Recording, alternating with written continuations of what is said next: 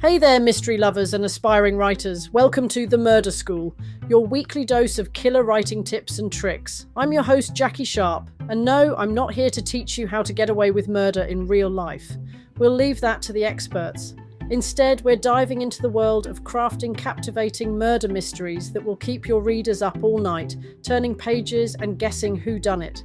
Whether you're a seasoned author or just starting out, The Murder School is here to help you sharpen your skills and unlock the secrets to writing a masterful mystery.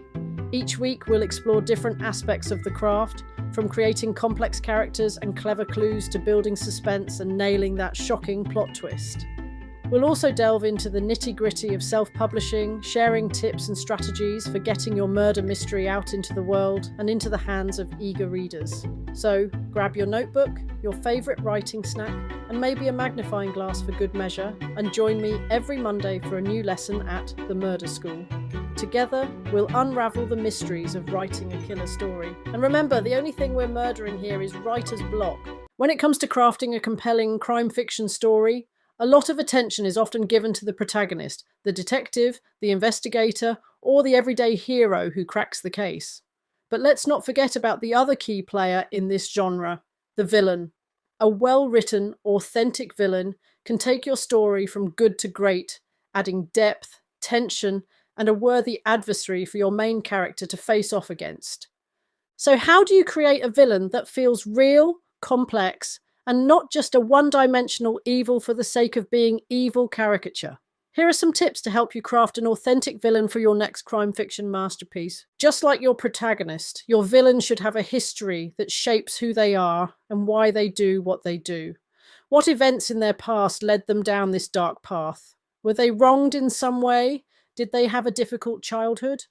Understanding your villain's motivations and the experiences that molded them can help you create a more nuanced and believable character.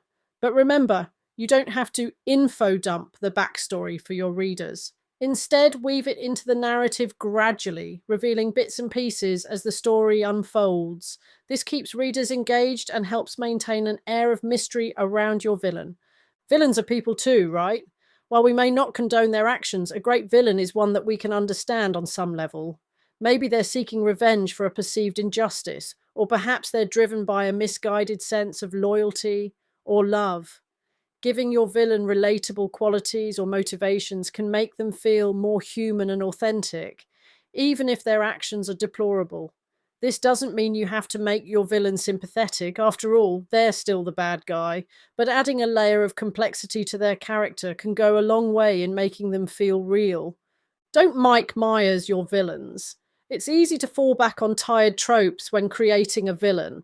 The maniacal laugh, the evil monologue, the "I'm doing this for the greater good" spiel. These cliches can make your villain feel flat and unoriginal. Instead, strive for originality and nuance in your villain's characterization. Give them unique quirks, habits, or perspectives that set them apart from the typical bad guy mold.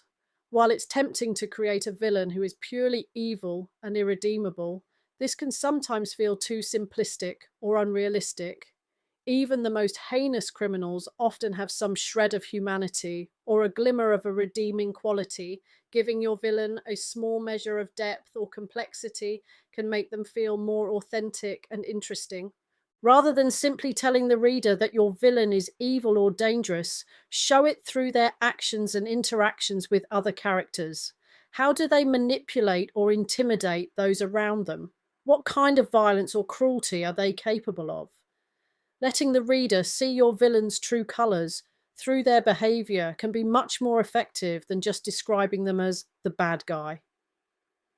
When it comes to showing your villain's evil nature through their actions and behaviour, there are countless ways to do it. The key is to be specific, vivid, and subtle. Let the reader draw their own conclusions about the villain's character based on what they observe. For example, instead of telling the reader that your villain is cruel and ruthless, show it through their treatment of underlings. Maybe they berate an employee for a minor mistake, publicly humiliating them in front of others. Or perhaps they casually threaten or even harm a subordinate who displeases them, demonstrating a callous disregard for human life. Many villains are master manipulators, able to twist people and situations to their own ends. Show your villain's skill at manipulation through their interactions with other characters. Maybe they subtly gaslight someone, making them question their own perceptions or memories. Or perhaps they use charm and flattery to win someone over, only to brutally betray them later. These subtle manipulations can be just as chilling as overt acts of violence, and they showcase your villain's cunning and ruthlessness. Sometimes, the most chilling glimpses into a villain's psyche come when they think no one is watching. Consider showing your villain in a private moment, indulging in some twisted pleasure, or revealing their true monstrous nature.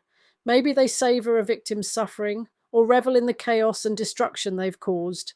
These private moments can be incredibly unsettling for readers, as they see the villain's true face behind the mask they present to the world. Even when your villain isn't directly on the page, their influence can still be felt through the other characters. Show how your villain's evil deeds ripple outward, affecting the lives of those around them. Maybe a character is haunted by a past trauma inflicted by the villain, or perhaps an entire community lives in fear of the villain's wrath. By demonstrating the far-reaching impact of your villain's actions, you make them feel like a powerful and formidable force, even when they're not at the center of the action. Depending on your plot, you might not be revealing the identity of the villain in your story until the end. Dropping hints for the readers along the way, using breadcrumbs from their backstory, or showing their reactions in certain circumstances is a great way of developing the character. This slow burn approach can create a sense of mystery and anticipation, keeping readers guessing and engaged as they try to piece together the clues about your villain's identity and motives. You need to consider the purpose your villain serves in the overall narrative. Are they the main antagonist driving the conflict, or are they a secondary character with a smaller but still significant role to play? Thinking about how your villain fits into the larger story can help you determine how much depth and development to give them. If they're the central antagonist, you'll likely want to devote more time and attention to fleshing out their character. But even if they play a smaller role, it's still important to make them feel authentic and compelling.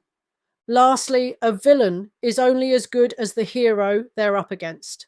Make sure your protagonist is a match for your villain in terms of intelligence, skill, and determination.